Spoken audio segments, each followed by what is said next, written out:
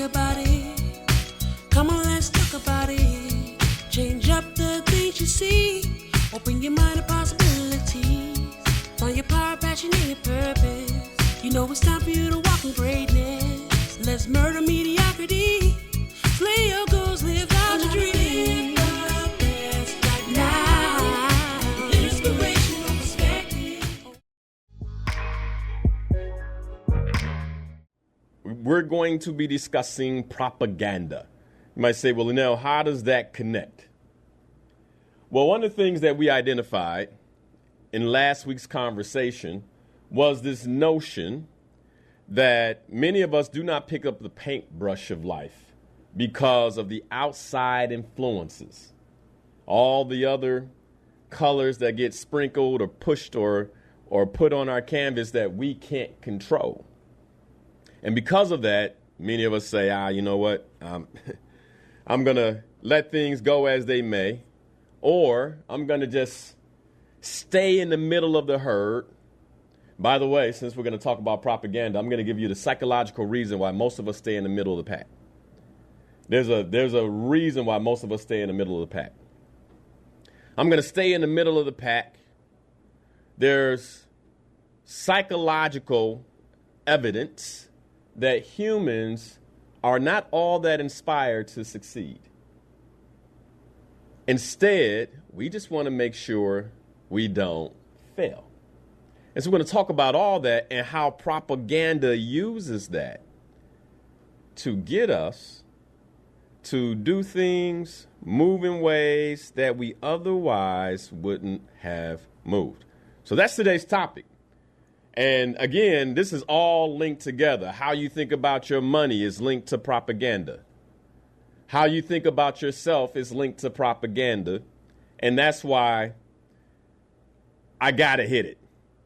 Now, I say this on my show almost every week. Maybe not every week, but I would say 90% of the time I say this every week.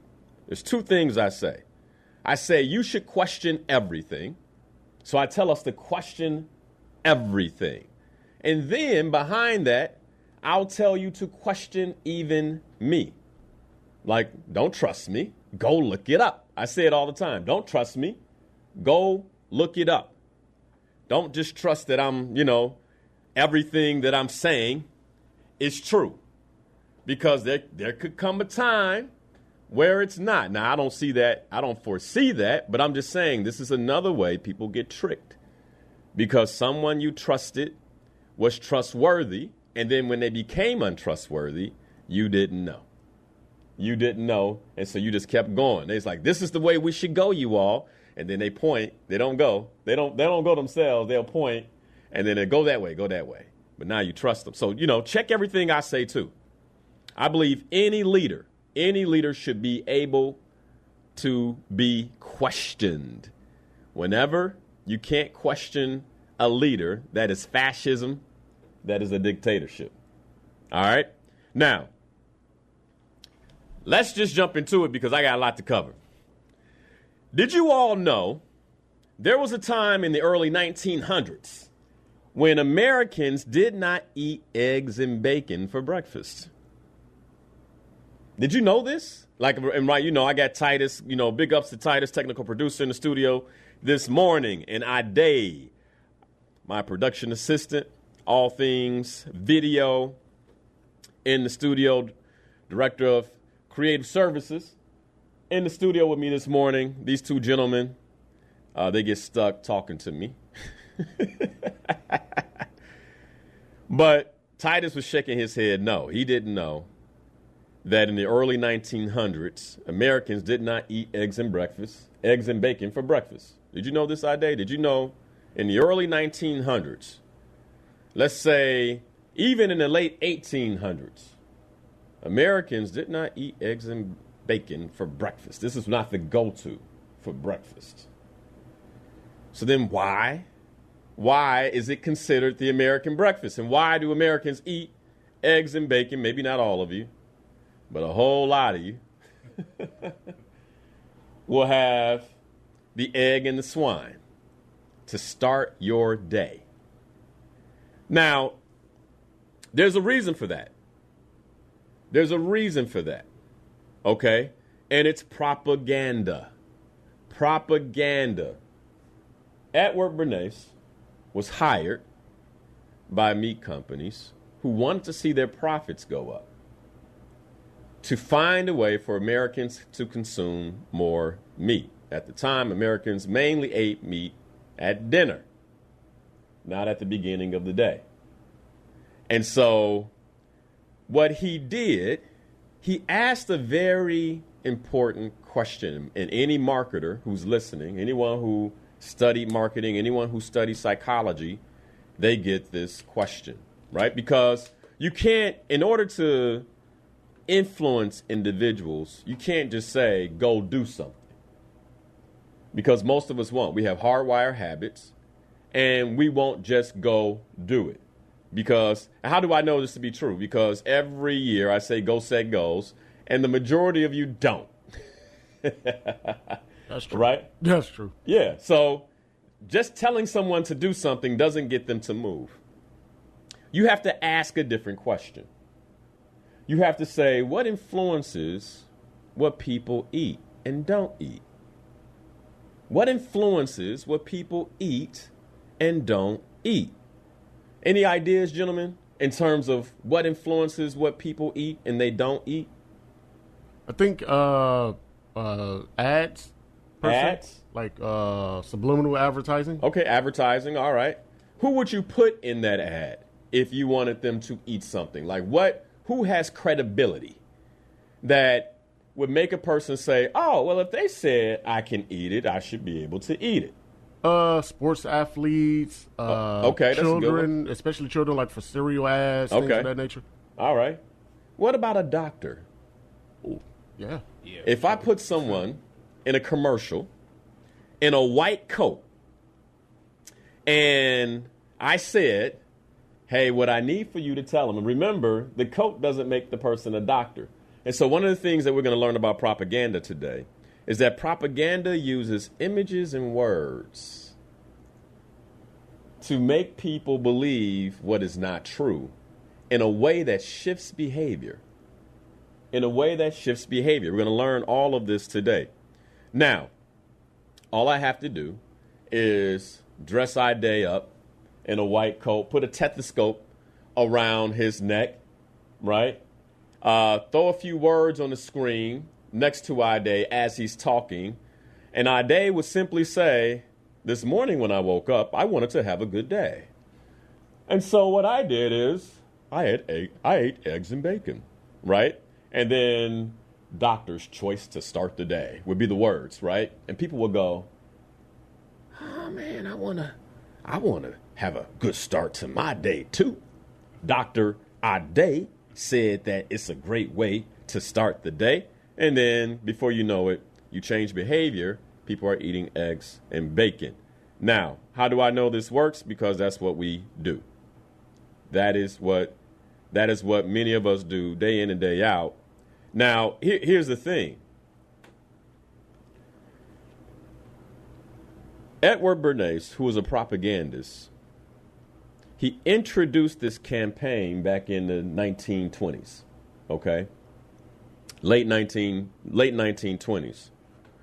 And he used physicians who said eggs and bacon are a great way to start the day. Now, here's something that's important to know. These experts at the time didn't know that eggs were high in cholesterol, nor did they consider that bacon was high in fat. And so, by the way, both of which leads to heart disease. Okay? Now, I'm going somewhere with this because we have in the United States of America, for those of us who are operating on the American operating system, I talked about this a few weeks ago. We have this romantic relationship with experts. Like, if the expert says it, it must be true. The expert said it. It must be true, right? Now, I got some things to say about experts a little later. You might say, well, Linnell, I consider you an expert. So wouldn't that be you talking about yourself? Now, remember, I started the show question everything, and I always tell you, don't believe me, go look it up. Okay? Now, so we'll get to experts in a moment. But anyway, these doctors didn't know.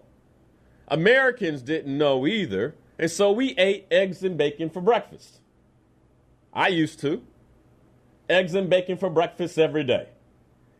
And now the number one killer in America is heart disease. Think about that. Now wrap your mind around that.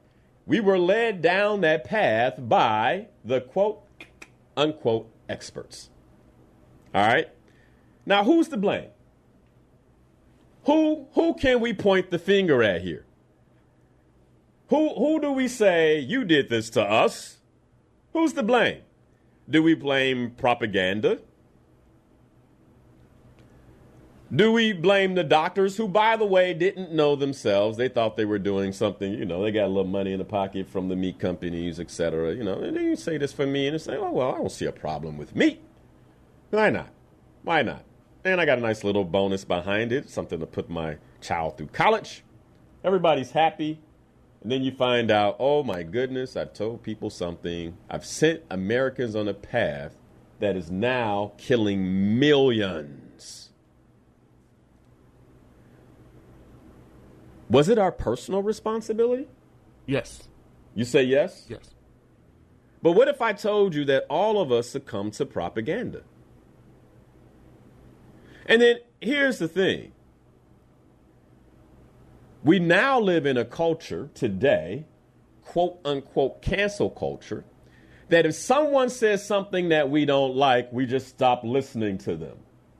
And so as a result, we don't debate. We don't debate. So then how do we know when something is sound? How do we know what's really true versus that which is half true? You ever been in a situation where someone told you half of the truth? Oh, yeah. Right? They only told you half. I didn't lie to you. I didn't. But it makes it. But why is it impactful? It's impactful because it sends you down a path of thinking that you wouldn't have gone down otherwise. If I had known the whole truth, my thinking would have been different. My considerations would have been different. I would have had access to all of the information as I made my choice. And so propaganda also uses half-truths. Or even worse, a flat-out lie. A flat-out lie. What if I told you that we've all have been lied to? I'll say that you're absolutely correct. Yeah, I mean, we've all been lied to. So, propaganda in itself is not a lie. However, propaganda can be used to sell a lie. And that's what I really want to unpack today. What is propaganda selling, and how do we spot propaganda? But also understanding the power that propaganda has in your life. Because many of the things that we do day in and day out on autopilot without even thinking about it is based in the propaganda that we have been sold and told. So what is propaganda? What is propaganda?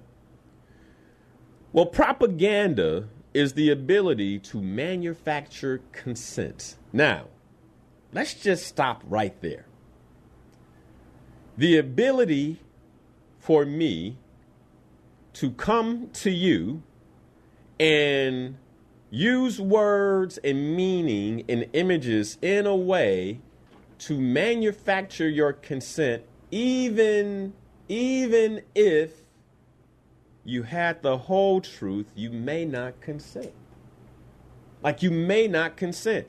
But propaganda is the ability to manufacture the consent of an individual or a group.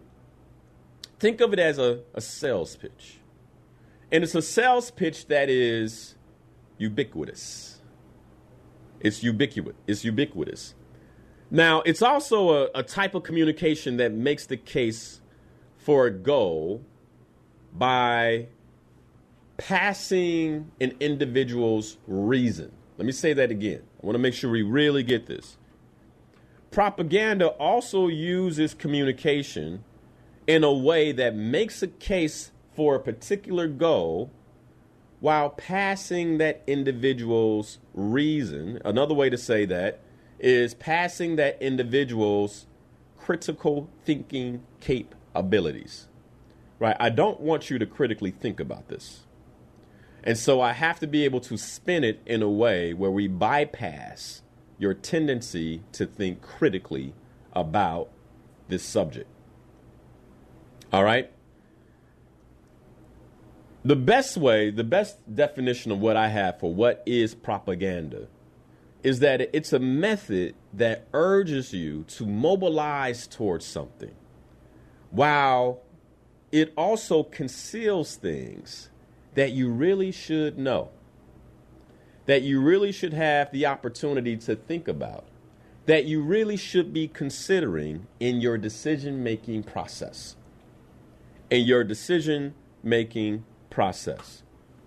And anyone who knows me knows that I'm typically very wary of all propaganda. Ade, how long have you known me? 2 years. 2 years? Yeah. 2 years. Yeah. In the 2 years that you've known me, what is your experience of me when we are told to do something? to question it. To question it, right? I question it. I'm like, wait, what? Wait, what? Yeah. You need us to lock down? Why? You want us to take a vaccine? Why? Mm-hmm. What's in it? What's going on with it? I call my doctor friends. I call everyone I know. I call my scientist friends. I begin doing research. What's an mRNA? So as you can imagine, once I form an opinion, typically my opinion is outside of the group opinion because I will ask questions that the group likely is not asking. Okay. So how does propaganda work? Propaganda works, and by the way, I want to, what I'm doing is I'm laying the foundation because I'm going to take some phone calls in the second hour. We're going to talk more about the propaganda that's currently hitting us, but I really want us to have an understanding and a foundational consensus on what propaganda is. So how does it work? Well, as human beings, we are already wired with irrational biases. Okay? Racism is an irrational bias. Prejudice is an irrational bias. Okay?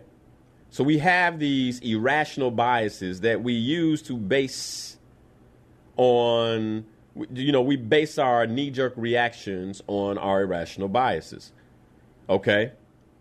Now, they use how propaganda, and when I say they, think of it in multiple ways. Think of it as those who influence us the most, the billionaires of the world, okay? The large entities and corporations of the world, the financiers of the world, and our governments. Our governments influence us. One of the messages of propaganda that the United States of America will teach you is that we are number one at everything. However, all you have to do is a Google search to see that we are not number one. But it's an undertone message of the propaganda of the United States of America, okay? Which, by the way, is okay, because there's a certain level of patriotism that each individual should have for their country, okay? And so in order to drive patriotism, propaganda is necessary by the government, okay?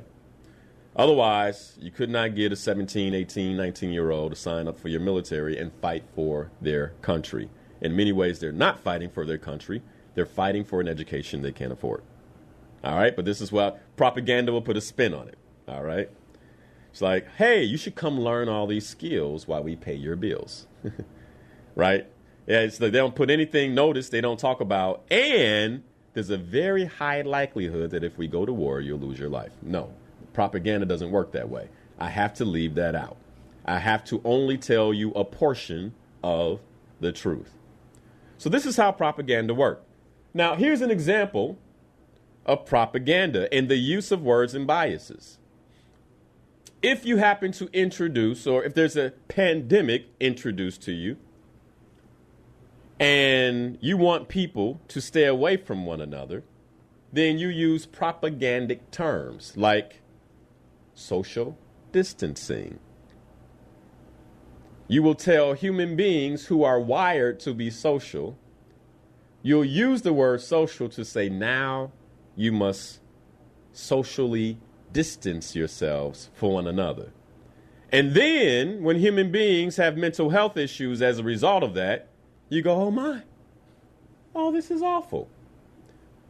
But the idea that human beings should ever social distance, for anyone who understands human behavior, you know that this is a concerning idea. However, it can be used in propaganda to actually get us to lock ourselves away from one another. And that's what was done in 2020. Now, anybody who listens to me, and it has listened to me for quite some time, knows that as soon as this word came out, this term, of social distancing, I was like, I have a problem with that. I don't like it. I don't like it. And again, I had questions, right? I question this. Now, here's the other way that propaganda works.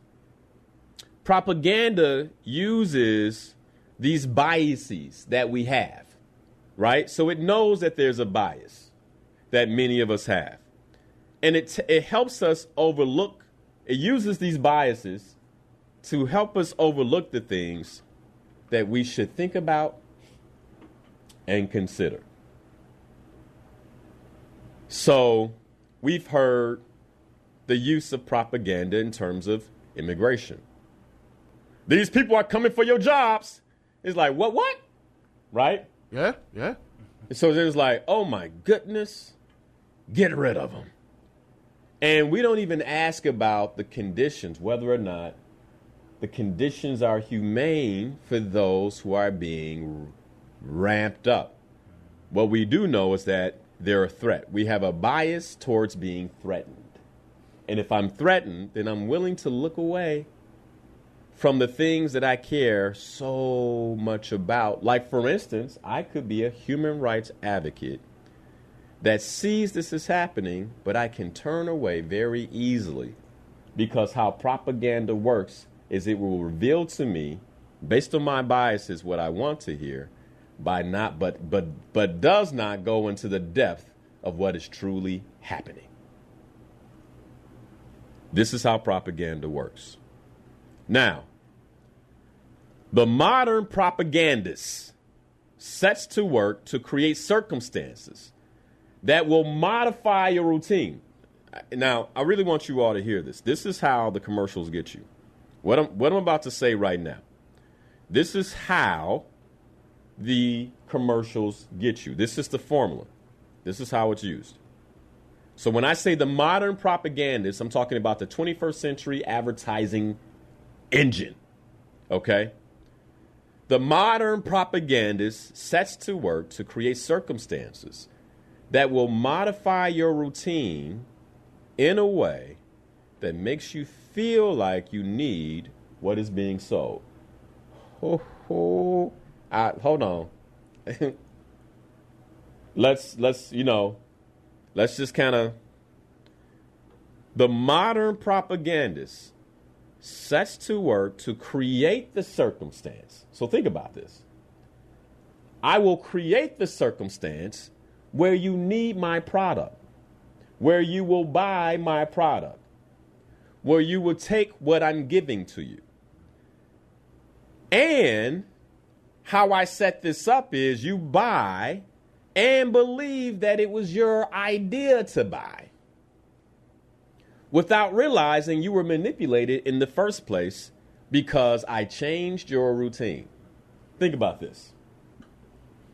So if I have the power to change your routine, Well, I'm going to lock you down. You can't go to work. Everything needs to be virtual. Then is it more likely I'm going to use virtual products? And I will say, well, look at me. I'm so smart. I'm using Zoom. And, I'm not in any way suggesting that Zoom has something to do with the lockdown. I'm telling you how it works. Of course, Zoom stock went up because behaviors changed. Is this making sense? Okay. So what marketing, really, really smart marketers do is that they're going to shift your routine in some way and then sell you the product that complements the new routine, but make you think that you actually thought of it. And if I can do this to millions and millions of people, can you understand the amount of revenue I could drive? If I can do this, do you understand the amount of control I could have if I can do this? Okay? So, here's another way to spot propaganda. Whenever someone is asking you to change something about you, change something about what you do, you should get very, very curious, because it is the 1-2 punch of the marketing setup. Big organizations get that you are not getting off your couch to go make a purchase. You're not going to do it, right? How do we get them to get off the couch? It's almost impossible. I mean, think about it. Your wife can barely get you off the couch, and she's right there in the house, okay? Your husband can barely, I'm relaxing now. So commercials coming at you, they know this. But the idea is, if we can just somehow impact the routine, the way of being, then eventually this individual will buy. And notice I said routine and way of being. Because when we talked about last week, when we talked about how we relate to ourselves, that's why it's so important for me to understand who I be. Because the commercials are doing their work to shift who I be, so that way I shift my routine and need what they buy. Is this clicking? Is this clicking? Okay. Oh, yeah. Propaganda by itself is not right or wrong. Now let's this is important, okay? Propaganda in itself is not right or wrong. It is how propaganda is used that makes it right or wrong. An example of this is the civil rights movement needed propaganda. It needed propaganda, right? One of the reasons that Martin Luther King, despite knowing that in the Selma March there would be quite a bit of violence, despite knowing there likely would be violence, he still was like, we need to do it, because he knew the media would cover it and it would put images on the screen that began to shift people's bias towards the civil rights movement. There would be people sitting in their living room saying, that's not okay. That's, you know what? And so propaganda is used in many different ways. So propaganda in itself is not right or wrong. And this is why we question everything. So that way we can make a decision for ourselves as to whether or not I will move forward or I will not, based on what I am hearing, seeing, and believing. Let's back up a bit, go back to 2001. 9/11 happens. The Twin Towers collapse. And Americans are afraid. Americans are afraid. Now, during this time of fear, propaganda was used in a number of different ways. It was used by the government to actually pass policies that allow us to be monitored the way we're monitored today. Why did we do that? Because we were afraid, and we actually need to be watching everyone, right? Glenn Beck calls it the Overton window. Now, let me explain the Overton window real quick, because this is how our emotions work. I know somebody said, when I said Glenn Beck, they were like, Glenn who? You listen to Glenn Beck? You read Glenn Beck? It's like, y'all don't know me well then. Now, what did I say last week? The mark of intelligence is the ability to hold two opposing thoughts at one time, right? And so if I'm going to disagree with someone, I should know what they're saying. Agreed. Am I right? That makes sense. So have I read Glenn Beck? Multiple times. Now, Glenn Beck makes some really good points. And by the way, he's got some really good books. One of his best books is The Overton Window. Okay?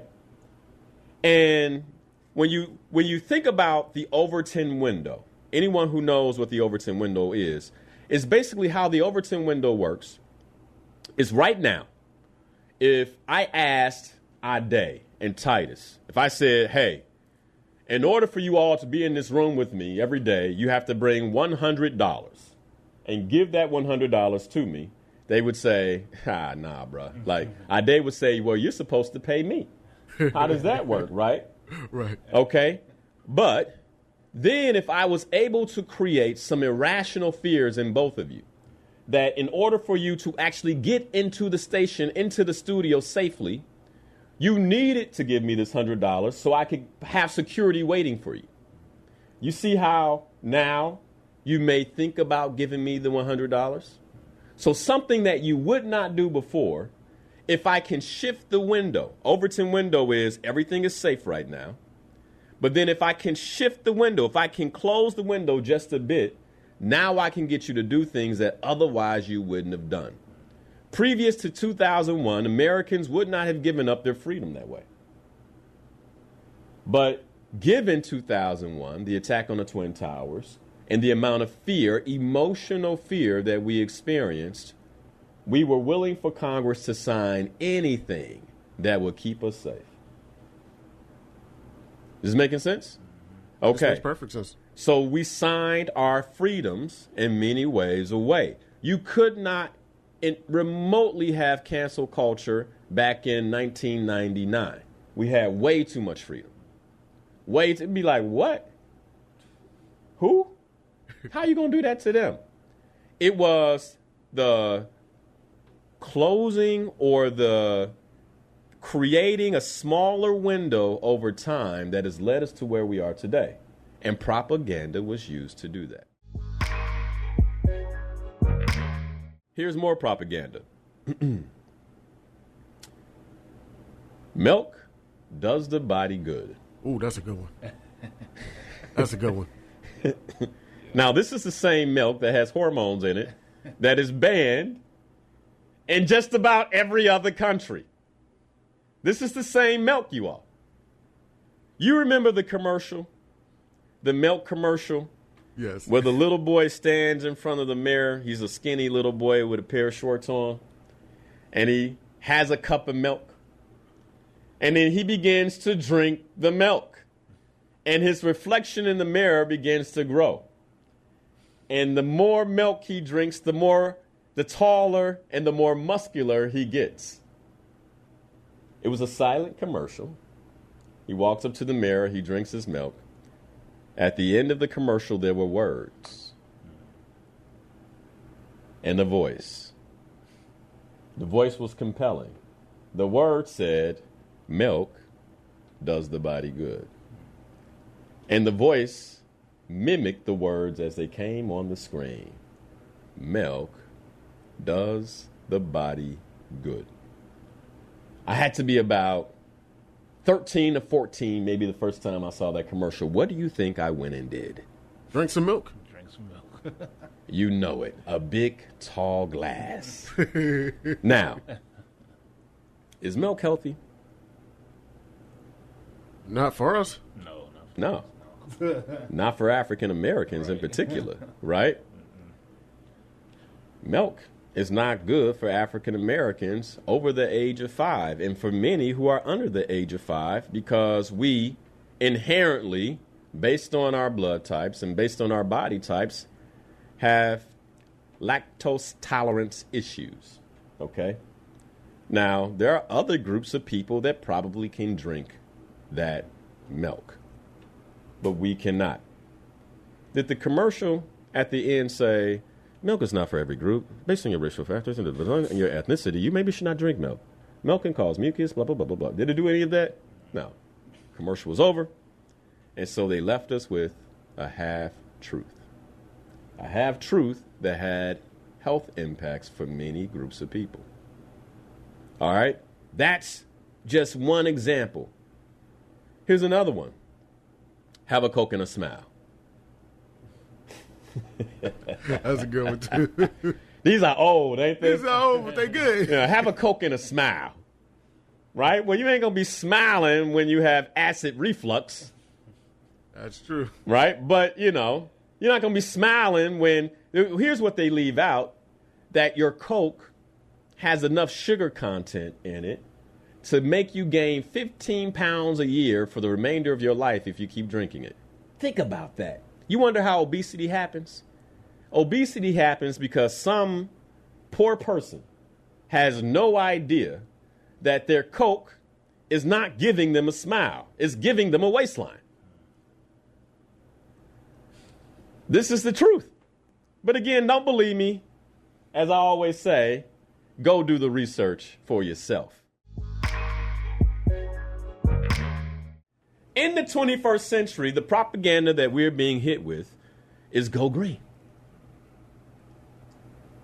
Ade, I need for you to stop driving that gasoline automobile, okay? You are murking up our environment. And I can say this with all the righteousness in the world as I pull up in my Tesla. Why did you buy a Tesla?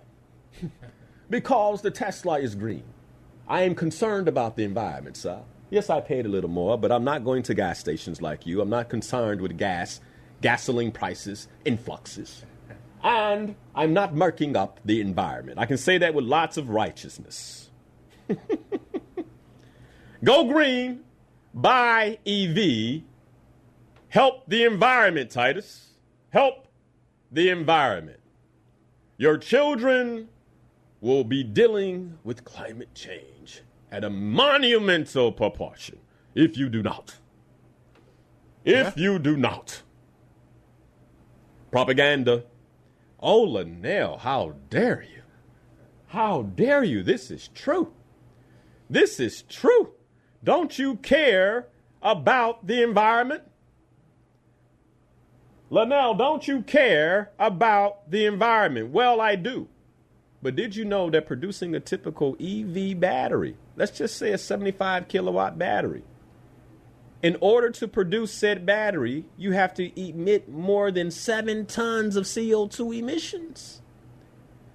Wrap your mind around that. 7 tons of EO2 emissions for that battery alone. Just for that battery. And the materials and energy needed to produce EV batteries explain much of the heavy carbon footprint we have today. They don't say that, do they? Hold on. To illustrate this, I always say, don't believe me. Don't believe me. To illustrate this, the Tesla Model 3, its smallest EV. The Tesla Model 3 holds an 80 kilowatt lithium ion battery. And the CO2 emissions for manufacturing this battery will range from 2.5 metric tons to 16 metric tons. Wow. Like, just sit with that. Now, when they told you to go green, did they say anything about that? They definitely left that part out. So you have these righteous folks in their EVs frowning at you in your gasoline driving vehicle, saying you're murking up our environment, when the environment is already murked up when they bought their vehicle. See, this is what propaganda does. It leaves the full truth out of the matter. Is the carbon footprint of a EV vehicle high once it's been produced? No. Is it high to be produced? Well, I just left you the numbers. Right? So you can assume basically for the lifetime of that vehicle, it's making up for all of the carbon footprint that it created. If you're on Facebook and that just blew your mind, give me some hearts, right? Because people don't be knowing this. Like, these are the things that, but like I say, they be like, EV is the green choice. I'd be like, is it? Is it? Like, is it? Don't make me feel bad when I drive in my SUV. You know what I'm saying? Man, look at me crazy with my muscle car. I'm just saying. Exactly. Okay. Now, did you know that the reason individuals in the public do not own utilities in this country is because there was a propaganda campaign in the 30s and 40s to keep individuals in the public from getting involved?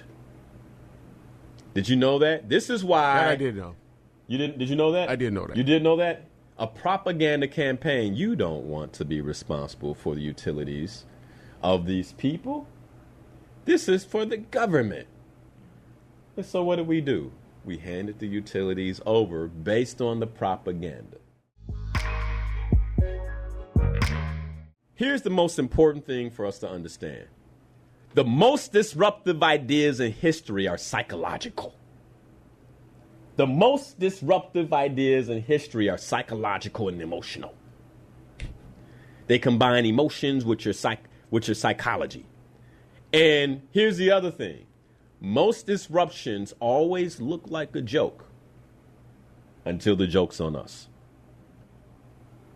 Most disruption looks like a joke until the joke is on us. So what do you believe? The election of the last president? Hey, it's hard to know. It's hard to know, isn't it? Yes. That's one of the things I'm still questioning. I don't know, do you? Now, some people will say they know without a shadow of a doubt. I always say you don't know unless you know, and I don't know, okay?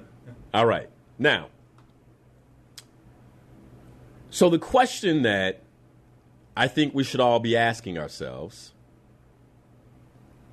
is, why do I believe what I believe? This is on every level. Why do I believe what I believe? I'm not taking calls on that last statement, by the way. Like, we're not going to even go there. Like, it's just, none of us have enough information, okay? Like, to even debate that. That's why I don't debate. It's like, I don't know. Like, I don't know, right? I'm not about to debate that. I'm not taking no phone. I saw the lines light up. I'm not taking no phone calls on that, okay? None of us have enough facts or information. We think we do because we've been told. This is the whole conversation I'm having today. This is what propaganda is, okay? Now, why do we believe what we believe? This is the question you should always be asking yourself. Why do I believe this? Linnell, why would you look into the frequencies of fabric? Because I question everything. Well, why can't we wear two interwoven fabrics? It's in the Bible, but we do it every day. Manufacturers would say it's okay. Lululemon would say it's okay. Right? I mean, to say it's not okay would mess up their stock. So then I got to check this out. I question the Bible. I question Lululemon. I questioned everything. I went, so what happens when you mix two fabrics?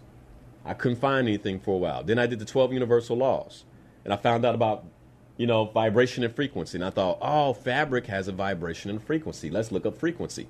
Look up frequency. Wool has a frequency. Cotton has a frequency. Polyester has a frequency. Rayon and silk has a low frequency. But they will sell you silk as a luxury product. Propaganda. I got on my silk shirt. You got a low frequency there. or it's pulling down your frequency. They could never say it. All right? Now, okay. Anyway, I question everything. This is how I come to these conclusions. And then that's when I know I'm at a conclusion. I'm like, this is why. And I don't have to question it anymore. Okay. Why do you believe what you believe? Now, if you don't know, you are a propagandee. If you don't know, we got it. Let me tell you all something. Let me tell you something. That makes a lot of sense. Wow. Hey, man, if you don't know,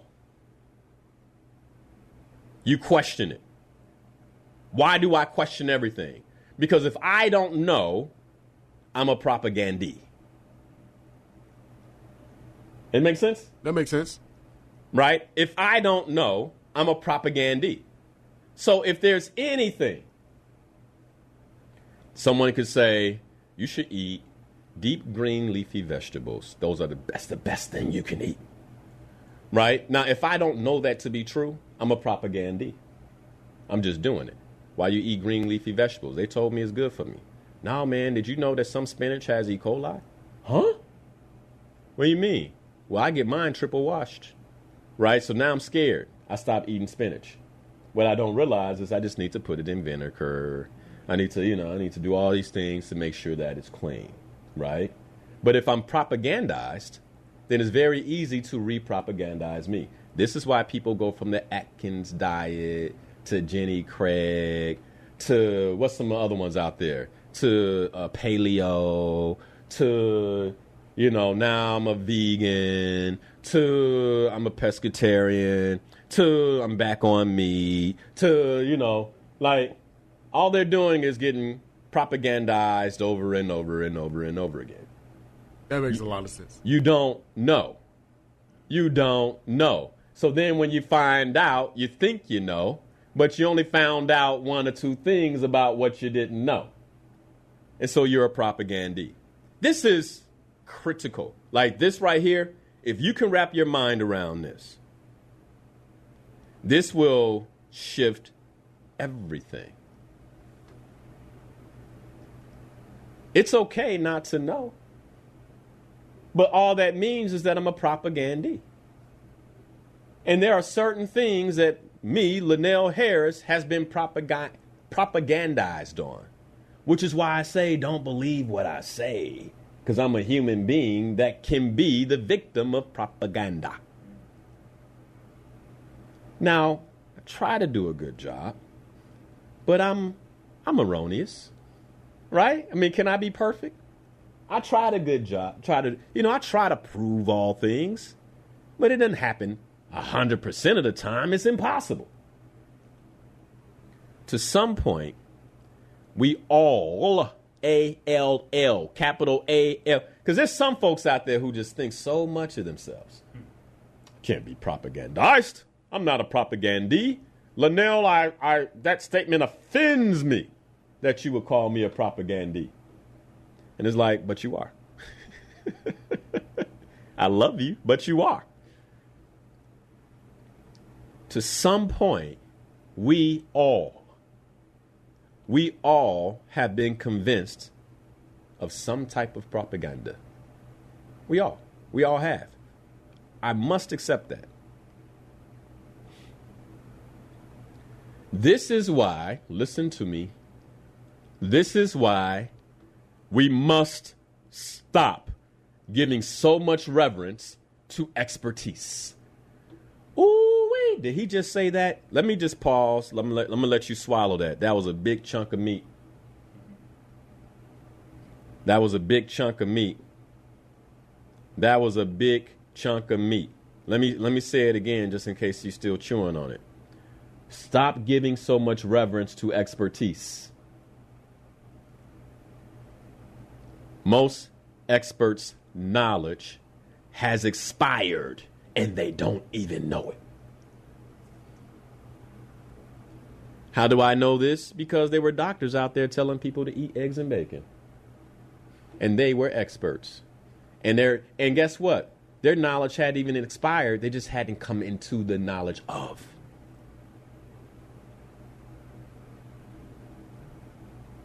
Here's the other reason you should stop giving experts so much reverence.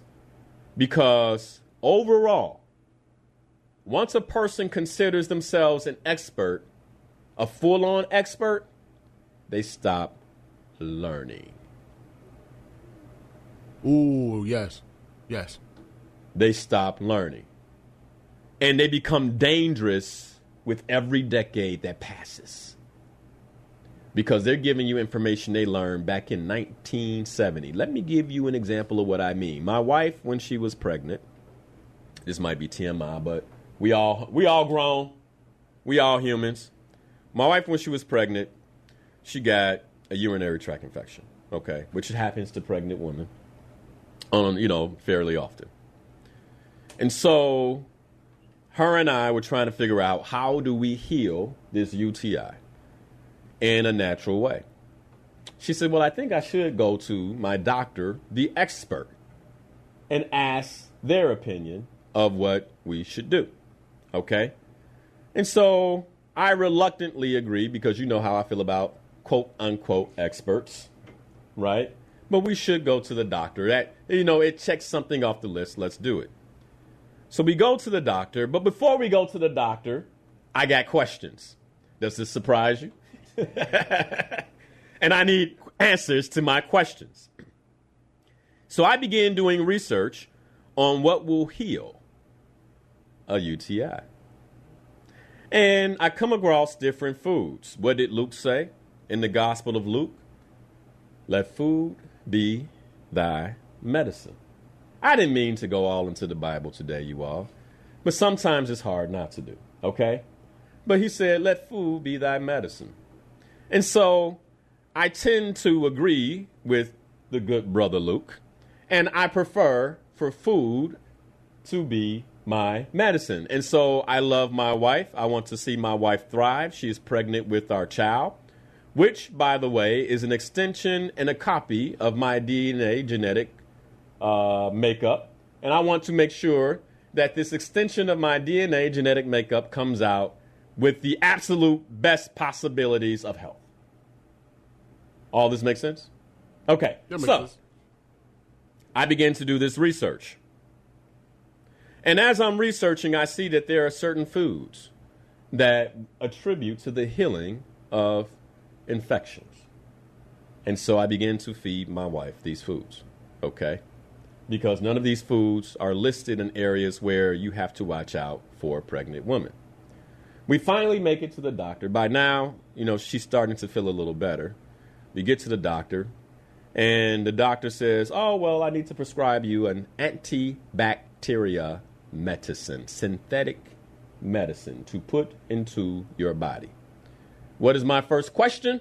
Because I have questions. We've come to that conclusion, right? Will this have an impact on the baby? No, it won't. I said, well, won't the antibacteria make it to the baby? Well, hold on now, expert. Don't well me. You and I both know that if this antibacteria goes into my wife's bloodstream, that she shares blood with who? Our child. And that means that the amount of it is so small, I don't think we have anything to worry about. Wait, expert, you're thinking now. You're not giving me, expert, you're not giving me a real true prognosis. You think. You believe based on your expertise. When did you graduate med school? People get offended. They get offended. Why? I need to know where your expertise stopped. Expert, I need to know when you stopped learning. Expert. Many of us, we go to the doctor.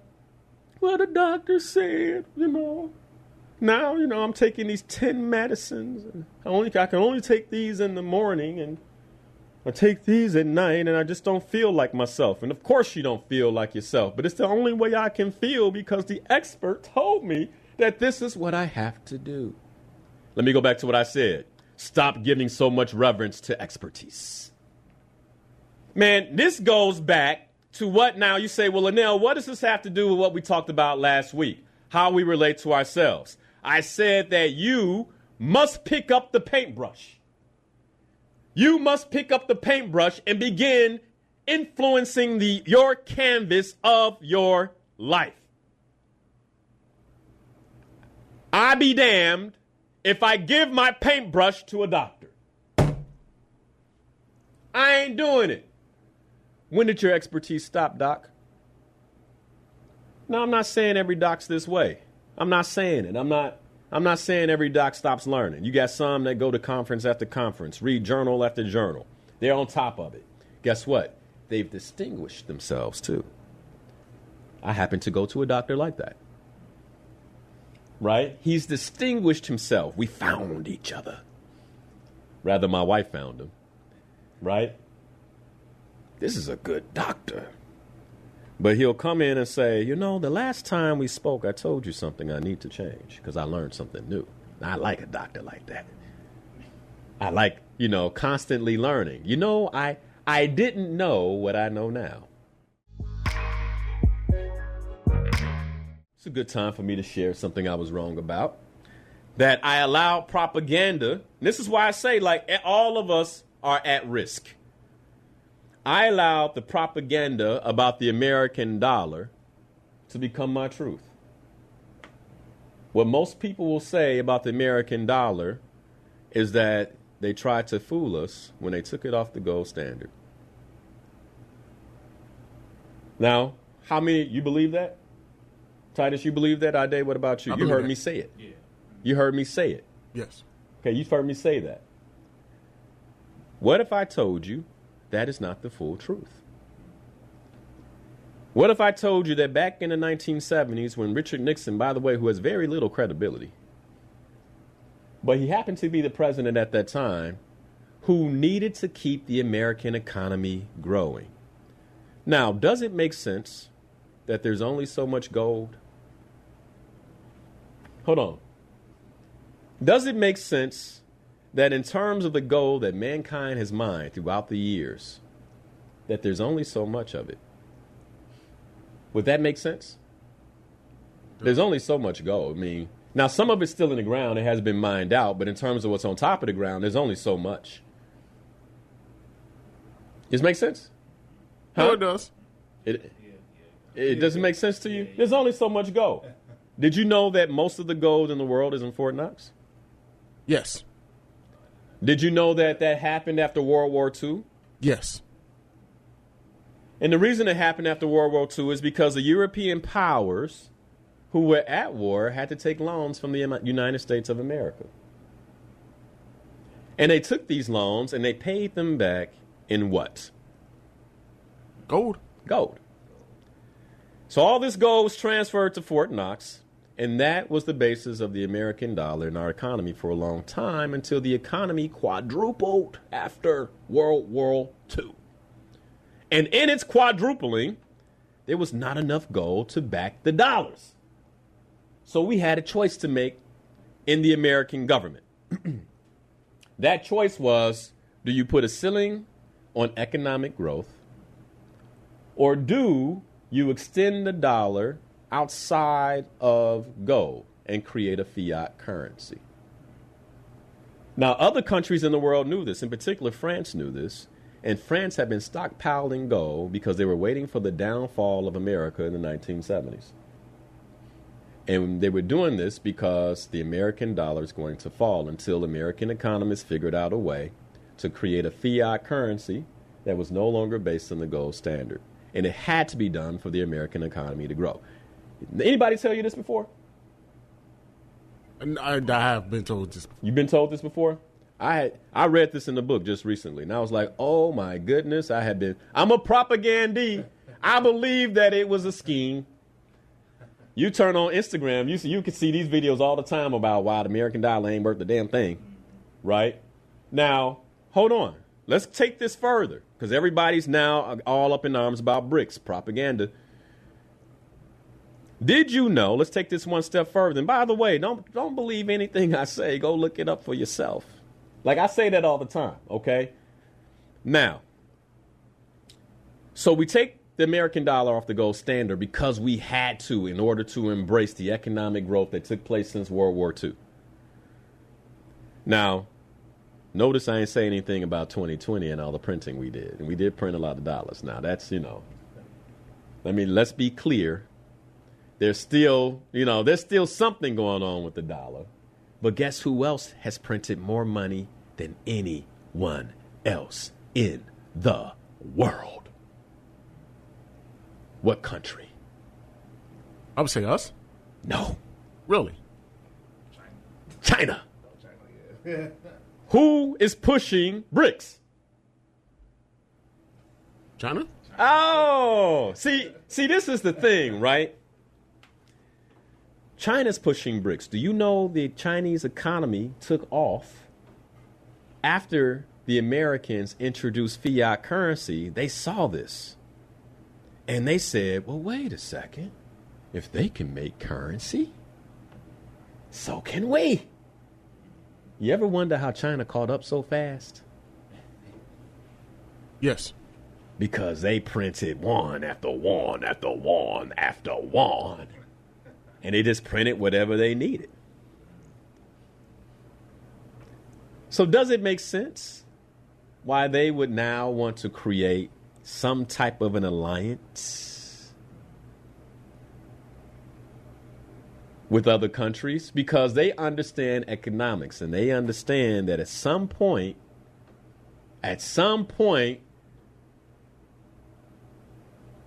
the rooster's coming home to roost. And that means economic disaster. Do you want to go through economic disaster alone? Or do you find other countries who have done similar things who also need to prop up their currency and create a union? There we have it. Now, this is a problem because many African countries are now saying, well, we think we might join you. But do they understand the propaganda? Do they know the truth? Is this helping you this morning? Folks out here dumping the dollar for the yuan. I don't know. And I'm not saying I know. I'm just telling you that's the history.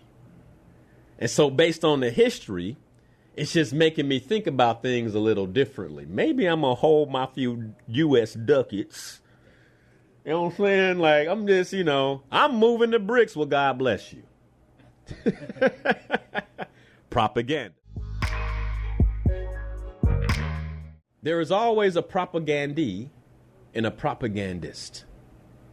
And you have to ask yourself, what is the motivation? What is the deep, dark, not always dark, but what is the deep motivation of the propagandist? Many of us, let me tell you all this. I know this because I take your phone calls, and no shade. I know this because I listen to WVON on a regular basis. Many of you all listening to my voice, I love you, make strong opinions with very little information. Oh, you were mad. Hey, tell me where's the lie. There's none. Tell me where I'm just saying we need to look at ourselves. We need to look at ourselves. Strong opinions with very little information. I could not for the life of me. This is not a political conversation. This is just what it is. I want you to hear me out. I could not for the life of me understand why black folks voted for Joe Biden. I couldn't. Based on his what? What do I look at? History. Yeah. Based on I could not for the life of me understand it. And this is not a political conversation, you all. I'm just proving my point that we make strong opinions. Some of you all would fight for this man. You barely knew him. You barely knew him. Somebody would say, well, he authored the 1994 crime bill. You say, well, that was a long time ago. You could actually play racist comments that the man made. And then you would say, I'm not voting for Trump because he's racist. Well, they both are. Unless you can find a statement where he asked for an apology for his racist comments, then he still holds it. This ain't a political conversation. I'm talking propaganda today. I just want us to understand that many of us have strong opinions based on very little information. We'll go to fight for it. We'll go to fight. We'll go to war for it. And I'm telling you something, man. We gotta get to a point where we're asking more questions. Mr. Biden, sir. There is proof that you said that you were a part of the civil rights movement when you were a young man. When you ran for president in the 80s, you said these things and you pulled out of the presidential race because it was proven to be a lie. What do you have to say about that, sir? Are you sorry for that, sir? Because, you are a Democrat, and because I'm black, I should vote for you. You said that. You did say that, right? But then you lied about actually supporting black people. So I have questions. I just got questions. This ain't a political conversation. These are just my questions.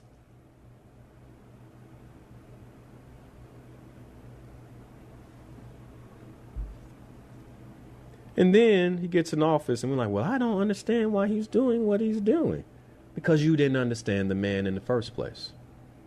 Because you didn't ask enough questions. You were a propagandee. And it's okay because almost all of us get propagandized.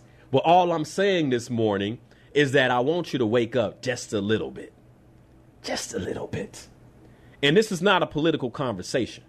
It's not. This is a propaganda conversation. This is a truth conversation. Because when you bring politics, people start getting mad. And you know why? Because there's more propaganda in politics than anywhere else. That's why. That's why they get mad.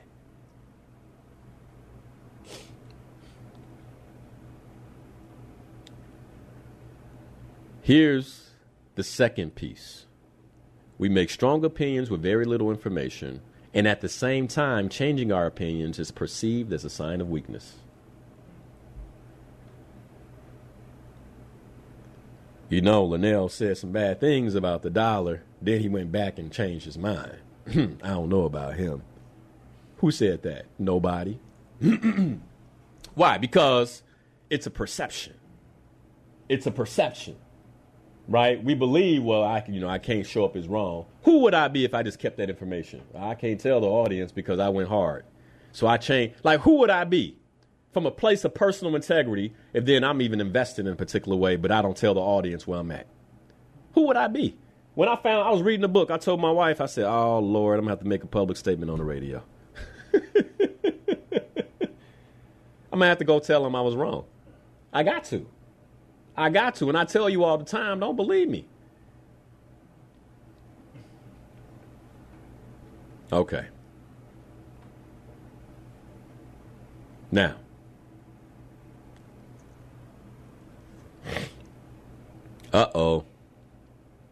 the beginning of propaganda, I said this during the break to the Facebook audience. Propaganda formalized itself in a way that it was used by a large institution in the early 1600s. The first use was by a religious institution. Whew. Let's just breathe that in and out for a moment. Let's just breathe that in and out. The first real documented use of propaganda was by a religious institution. Now, you all know how I feel about the Creator. Let's not blend the two. Okay? Let's just be clear that most religious institutions use propaganda to indoctrinate their people, which is why you can have a country full of Christians that don't talk. Oh! Because you Baptist? Oh, you Baptist. I'm Methodist. You Methodist? I'm non-denominational. All propaganda, stop it. Who do you trust? Who do you believe? It's propaganda. Now, why do I have to keep you separate? I got to protect my ducats. Oh, man, somebody going to be, Ooh, I think you're going to make them mad right now. I got to keep you indoctrinated because when you come into this world, I need for you to be non-denominational, so you stay non-denominational. Why do I need you to stay non-denominational? Because it's tied to 10%. Hey, now, not every pastor is that way. Not everyone, but you do wonder. You got some pastors they're Catholic. They don't care that they're Catholic. You can be Protestant. You can show up, believe the way you want to believe, as long as we all worshiping and believe in the same thing. There's some out there like that. And then you got others that will say, hey, you step away from this doctrine, you fall from the truth. But I still love Jesus. You fall from the truth. Propaganda. It's propaganda. How can another man tell you about your journey? How can another man tell you about your spiritual enlightenment? How can he measure it? How does he know? Only you and God. Only God can judge me. Man, whenever someone is judging you, you should have questions. Why are you talking about me like that? Why you feel like that? What's going on for you that has you pointing to me? In 1622, Pope Gregory XV wrote from the office of propagation of the faith. Another way of saying that is the office of the propaganda for the faith. Okay? Hey, what did I say earlier? There's nothing right or wrong about propaganda. Let's be clear. I just want us to understand how it's used. Okay? Now, he wrote, the sheep are straying the world over, and we must lead them away from the poison they otherwise would drink. And so we must use propaganda to do this. And he sent missionaries out into the world with this propaganda to bring those who would otherwise be Protestant back to the Catholic faith.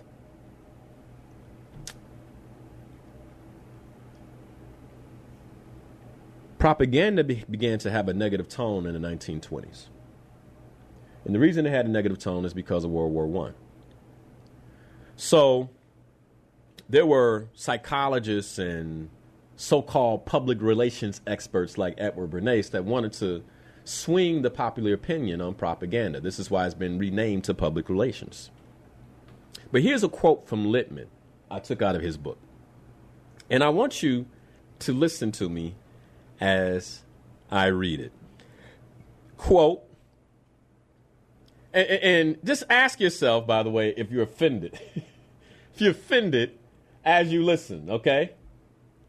Quote, we are governed, our minds molded, our taste formed, our ideas suggested, largely by men we have never heard of. These invisible governors are a heroic elite who coolly keep it all together by organizing chaos as God did in the beginning. It is they who pull the wires that control the public's mind. They harness old social forces to contrive new ways to bind and guide the world. That, to me, sounds like a manifesto for sheep. Now, let me ask you. Kind of sounds like that. The Lord is my shepherd. It's a manifesto for sheep. How I read it is, this is why you should follow. We are governed, our minds. Think about it. My mind is molded. My taste is formed by somebody else. Somebody right now saying, not me, but they plan to go buy Gucci. I'm not the one, but you wearing Louis Vuitton. Like, if you don't think this is happening to you, you better wake up. Right now, I could create a black luxury brand for bags. Charge $1,000 bag. It could be genuine leather with handmade craftsmanship. With pure wool stitching. You understand? The best of the best of the best. Do you think I could sell it? Do you think I could sell it? Do you think I could at least sell it to black folk? Do you think? I mean, I'm your brother. I made a bag especially for you. For us, by us. No, because we are governed and our minds molded, our tastes formed, largely by men we never heard of and we do not know. You don't know the Gucci family. You know me. But you would buy their bag before you bought mine. Why? Propaganda. You don't know Louis Vuitton, but you know me. But you would buy their bag before you buy mine. Why? Propaganda. Oh, we better wake up. We better wake up. We better wake up. I know brothers and sisters that make just about everything who are struggling. Why? Because their brothers and sisters who otherwise would support them, minds have been molded, tastes have been formed, largely by men they do not know. And these men govern our brothers and sisters as members of the quote unquote heroic elite. Does the heroic elite care about you? No. Who coolly keep it all together as God did? How can you even compare yourself to the Creator? How dare you compare yourself? But they pull the wires that control the public's mind, including yours. And they harness old social forces, old social norms to contrive new ways to bind. Think about that. This man wrote in his book the word bind you. To bind you. He wrote it with audacity. How dare you? Think about that. This is how little they think of you. All I have to do is run a commercial and you'll buy. Is that like, doesn't that trouble you? Doesn't that trouble you that they can so coolly write that we're just going to pull the wires and harness old social forces to contrive new ones to bind? When I'm bound, hold on, just in case we don't understand. When I'm bound by something, what does that mean? What does that mean, gentlemen? I got two well-educated men in the studio with me. If I were to bind you, Ade, what does that mean? Static. You can't move. You can't move? Yeah. What does that mean, Titus, to you? It means that you can't move and somebody's controlling. I'm controlled. I can't move and I'm controlled. And then after I'm bound, you guide me. Because you don't know what's best for you. I'll tell you all something this morning. If you don't think that we have been bound and guided, you are sadly mistaken. All you have to do is look at the condition of the community. All you have to do is look at the condition of our finances. All you have to do is look at the condition of our mental health. All you have to do is look at the condition of our relationships. All you have to do is look at the condition of our health. All you have to do is look at the condition of our spiritual connection to know that we have been bound and guided, not towards life, but towards death. And if you don't wake up, much like the illustrations that you've seen, you will be herded off the cliff with the masses. while the few who are ridiculed choose to take a different path. And the question this morning is, what will you do? What will you do? Will you question everything, or will you fall in line? Now, as for me, I'm a question everything, and I feel a bit exposed, and I would just like if somebody else joined me. Will you join me? I'm in. Will you join me? Will you question? Will you research? Will you push? Will you look?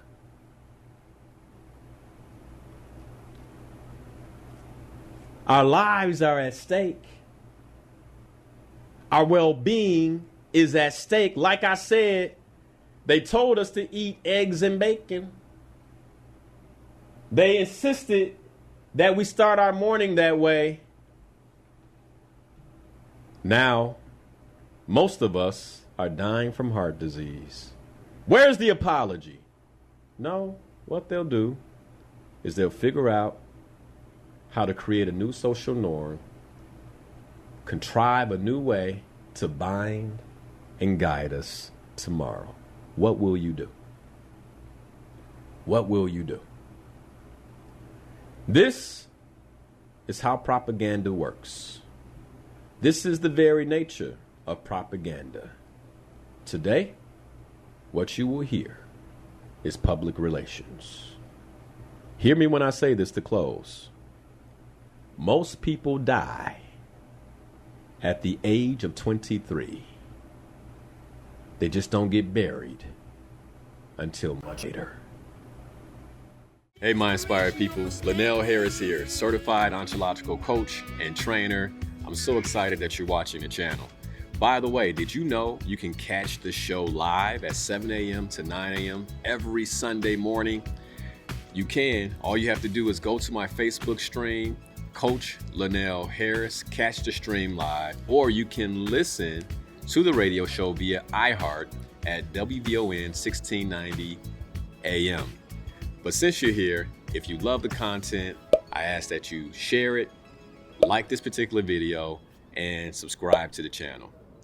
I hope you're having a great day.